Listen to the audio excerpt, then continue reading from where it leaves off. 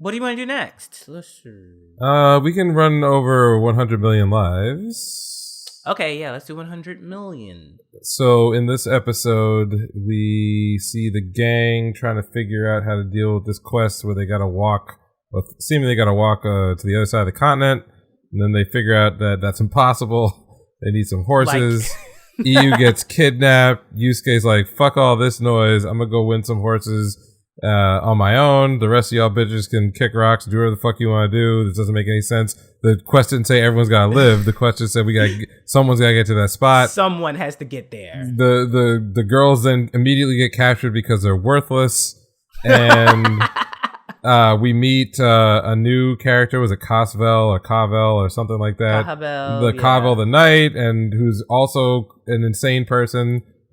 Trains him up, which I loved. Oh my god! Right? Yep. Gives them a little bit of training. They go back. He basically convinces the knights to go kill all the bandits, since he can't. Apparently, they can't fucking kill people or hurt people, even in self-defense. Okay, yeah. Whatever. Those are the rules. Yeah. And then he helps her murder a giant berserker, get everyone back together, and then they, move along. So if it sounds like that summary is boring, the episode itself was actually very, very good.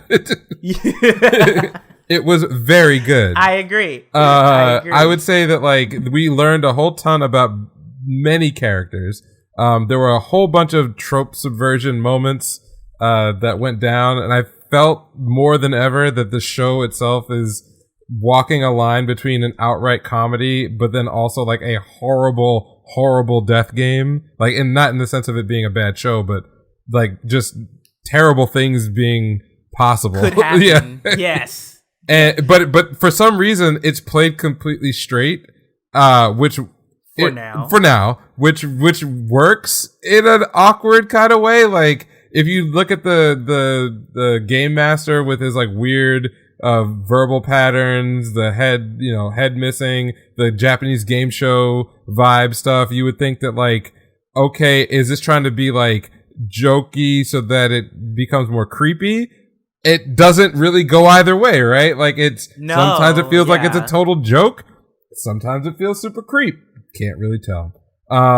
Same goes for Yusuke getting fucking owned by Kavel in the fight, one-shotted, just loses immediately. Yeah, the scene over and he come back, his neck is fucking sliced. Right, it's actually, if you go and watch that clip, it's the comedic timing in that clip. He basically walks off screen from the other girls. They talk a bunch of shit about him. Then it hard cuts into the tournament where he's like, all right, let's go. I'm ready to do this. And then he's immediately one-shotted, and you see his body cleaved in half, and he's like, oh, I'm fucked, this is terrible. And then Kavel's like, man, it's a good thing you heroes come back to life, because I would have been really assed out if you'd been dead. And I was but she said it very earnestly. It was not a joke, but it was played timing-wise completely comedically.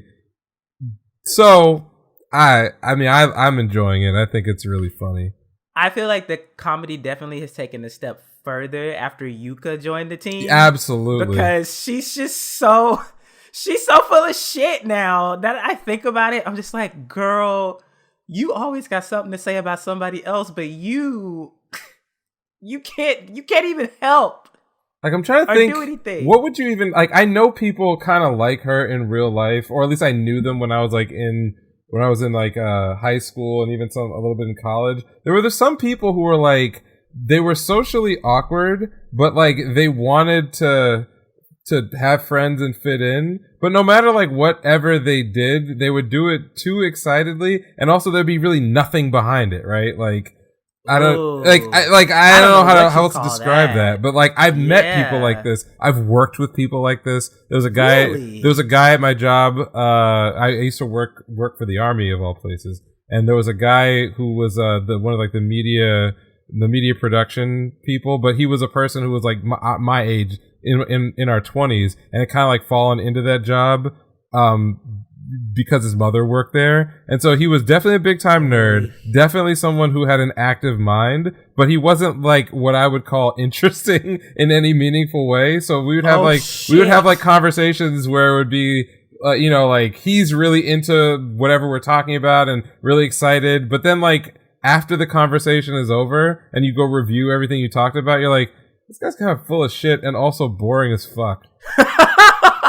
So I feel like that's her character in a way, because she gets real amped up about stuff and then like, or has very strong opinions about like other people and, you know, oh, we're the only good ones. And then like you like, not only is she weak and worthless, but like also she's a shit talker and a bad person.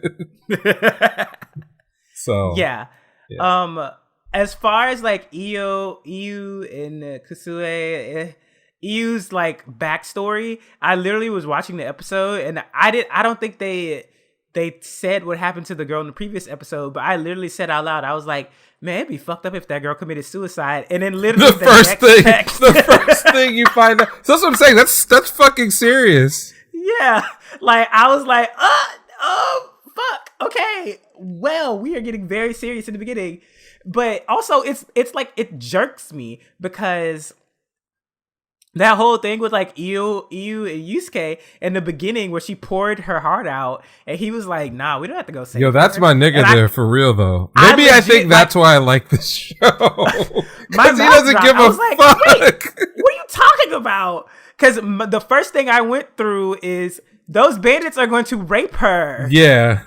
They're going to rape her. And I'm not talking about they're going to rape her until you save her. Like they're going to rape her for 35 days. For 35 days, she could be raped, which of course it didn't happen. But like, that's immediately where my mind went, where I was like, oh, you're a piece of shit. And it's even man. worse like, than that because they wanted you to think that was a possibility. And they even played that as a joke. Like you get the whole like oh my God, they did. lick lipping like we're gonna get some of this, and then you cut away to like Yusuke, you know, getting his ass whooped, and then they come back and it's like actually the bandits got fucked up because they can still use like the magic at close range. So it's just like they're too weak to escape, but they also can't be raped. So, but it was like a joke. Exactly. It was a joke because I laughed when they threatened them with their weapons from inside the bars. Right. I was like, you can't do it.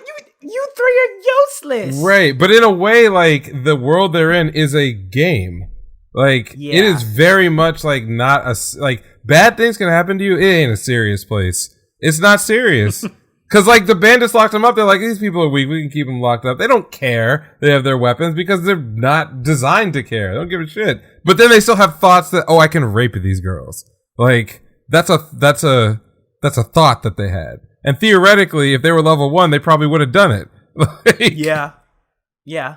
Also, with Kabel, the out of nowhere like monologue of like the reason why I became a knight is because I don't want to be a fucking housewife. Yeah, blah, blah, and then blah, she's blah, also like she's like going crazy like bloodlust. Like, I love carving flesh. I'm like, right. What is this? And she's not, like, overpoweringly good either. She's just, like, just a crazy person.